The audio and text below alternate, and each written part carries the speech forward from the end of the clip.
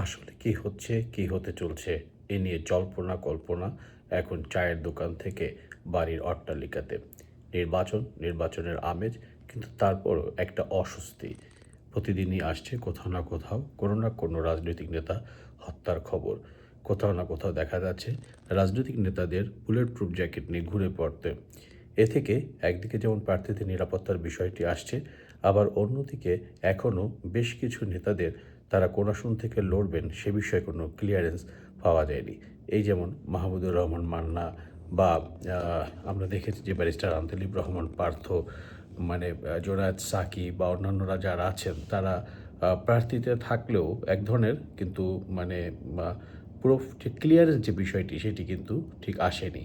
আবার আমরা এদিকে লক্ষ্য রাখতে পারছি যে জামায়াতে দেখবেন যে যখন নির্বাচনের ১ মাস বাকি তখন জামায়াতের আমির আকস্মিক সফরে চলে গেলেন ওমরা করতে, দলের পক্ষ থেকে বলা হচ্ছে। কিন্তু দেখা যায় যে অন্যান্য দল যখন নির্বাচনের অনেক কিছু নিয়ে ব্যস্ত তখন জামাতের আমির ওমরাতে গিয়েছেন। ঠিক আছে, এটিকে দেখছেন ওমরার মাধ্যমে তার নির্বাচনী প্রচারণা শুরু করতে যাচ্ছেন এই হিসেবে। আমরা দেখছি যে ডক্টর খলিল চলে গেলেন ওয়াশিংটনে। তিনি মিটিং করবেন সেখানকার পল কাপুরের সাথে, যিনি দক্ষিণ পূর্ব এশিয়া বিষয়ক একটি বিশেষ দায়িত্বে আছেন। সার্জিও গোরের সাথে তার মিটিং করার কথা রয়েছে। বলা হচ্ছে যে ডক্টর খলিলের এই বৈঠকটি একটি বিশেষ ট্রাম্প কার্ড হতে পারে।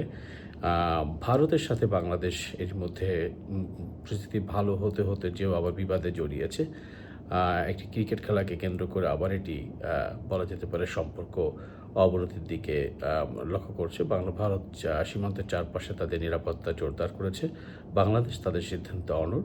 ক্রিকেট প্রেমীদের মধ্যে শঙ্কা জেগেছে যে যেই স্ট্যাটাসটুকু আছে আইসিসির স্ট্যাটাস বা ক্রিকেট যে জনপ্রিয় খেলা সেটি কি আমরা হারাতে যাচ্ছি কিনা।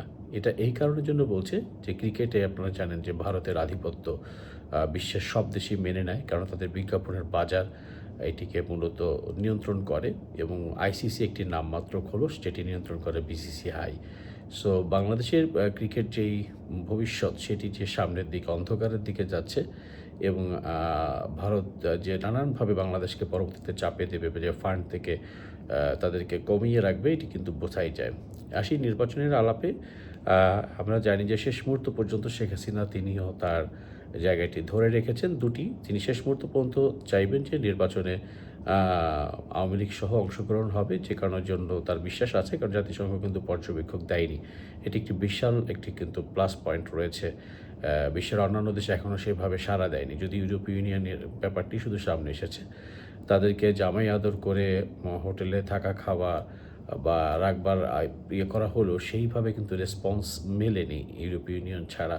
তবে ইউরোপীয় ইউনিয়নে কারা আসছে কোন নিয়ে সে বিষয়ে এখনও কোনো তালিকা দেওয়া হয়নি।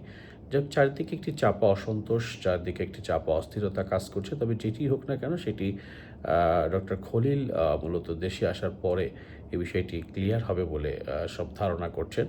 অনেকে আশঙ্কা করছেন, এক পক্ষ আশা করছেন যে হয়তো নির্বাচন কোনো একটি কারণে শেষ পর্যন্ত ভেস্তে যাবে, যার আলামত হিসেবে এর মধ্যে পাবনা ১ এবং পাবনা ২ আসনের আপনারা জানেন যে নির্বাচন স্থগিত করা হয়েছে আসন সীমানার জটিলতার কারণ দেখিয়ে। এরকম আরও অনেক কিছু রয়েছে বলে অনেকে ধারণা করছেন। আবার এদিকে আপনারা জানেন যে আদালতে একটি রিট করা হয়েছে নির্বাচন স্থগিত চেয়ে। তো আসলে কি দাঁড়ায় সে বিষয়ে কিন্তু ঠিক পরিষ্কার কোনো চিত্র কিন্তু পাওয়া যাচ্ছে না এখনো পর্যন্ত। নির্বাচনের বিষয়টি বলা হচ্ছে ৭১% বিএনপি জিতবে বলে, কিন্তু অপরপক্ষ বলছে যে যেভাবে প্রতিটি বিশ্ববিদ্যালয়ে বিএনপির ভরাডুবি, তাতে আর এটি সাধারণ মানুষের মনে বিশ্বাস করছে না যে বিএনপি আগামীতে ক্ষমতায় আসবে। ফলে সেই ১৯৯১ সালের মতো সবাই যখন মনে করেছিল আওয়ামী লীগ ক্ষমতায় আসবে, কিন্তু দেখা গেছে না, আওয়ামী লীগ আসেনি, এসেছিল বিএনপি। ঠিক সেরকম একটি বিষয় আবারও সেই জিনিসেরই প্রতিফলন ঘটতে যাচ্ছে বলে অনেকে মনে করে, অর্থাৎ জামাত মিরাকলই বের হয়ে আসতে পারে এবং এটি ডক্টর ইউনূসের মিরাকল প্ল্যান, সেটি অনেকে বলছে। আসলে কি হয়, কি দাঁড়ায়, নির্বাচনের ফলাফল কোন দিকে যায় সেটি একটি দেখার বিষয়। আওয়ামী লীগ শেষ মুহূর্তে নির্বাচন প্রতিহতের কথা বলছে, যদি হয়েই থাকে। তবে যদি সে প্রতিহত হয় তাহলে নির্বাচন সহিংস হবে না অহিংস হবে সেটা সময়ই বলে দেবে। যাই হোক, এরকম একটি চাপা উত্তেজনার মধ্য থেকে এই সপ্তাহটি যাচ্ছে, যেটি যা ঘটনা ঘটুক না কেন আজকে যে খলিলের সাথে যে যুক্তরাষ্ট্রের রাতের যে বৈঠক, এটির মাধ্যমে মূলত পরিষ্কার হয়ে যাবে যে কোন দিকে যাচ্ছে বাংলাদেশের নির্বাচনের গতি প্রকৃতি। এই জানতে অপেক্ষা করতে হবে আর মাত্র ৪৮ থেকে ৭২ ঘন্টা পর্যন্ত।